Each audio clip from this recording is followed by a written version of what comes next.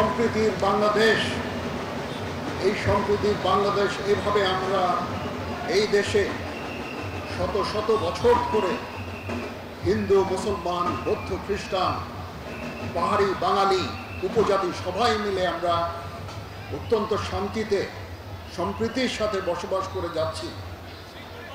আজকের এই দিনে আমাদের অঙ্গীকার হবে সেই সম্প্রীতি, সেই সৌহার্দ্যপূর্ণ পরিবেশ আমরা সবসময় বজায় রাখব এবং আমরা একসাথে এই দেশে, এই দেশ সবার, এই দেশে আমরা শান্তিতে সুন্দরভাবে সবাই বসবাস করব।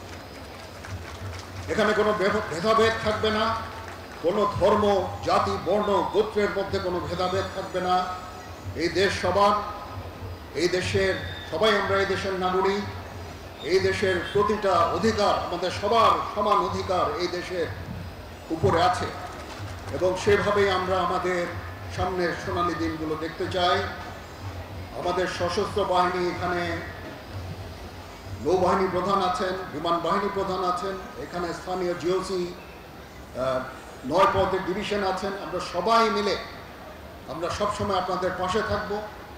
সারা বাংলাদেশে সশস্ত্র বাহিনী ডিপ্লয় আছে, আমরা সবসময় আপনাদের পাশে থাকব।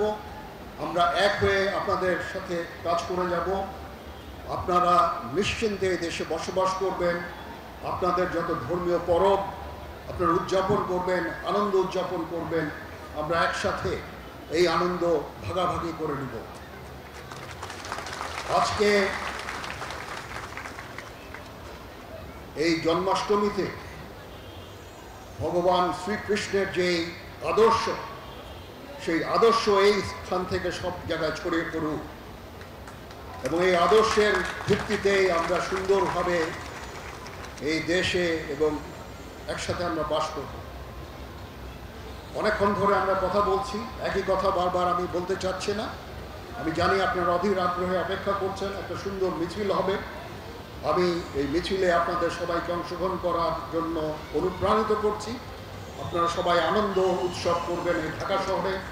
এটা একটা ঐতিহাসিক একটা অনুষ্ঠান ছিল।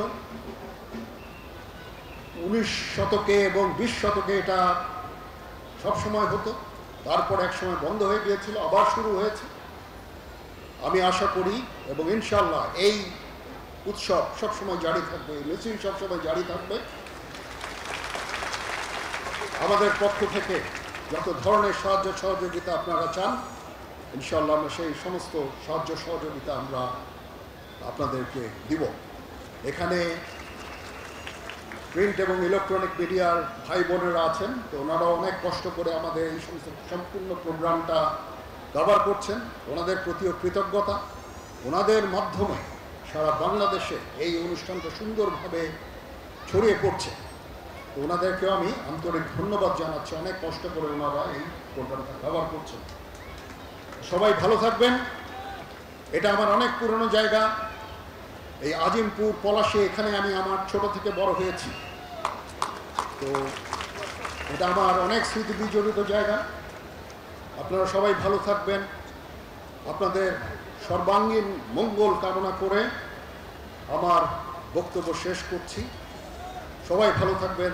ধন্যবাদ সকলকে।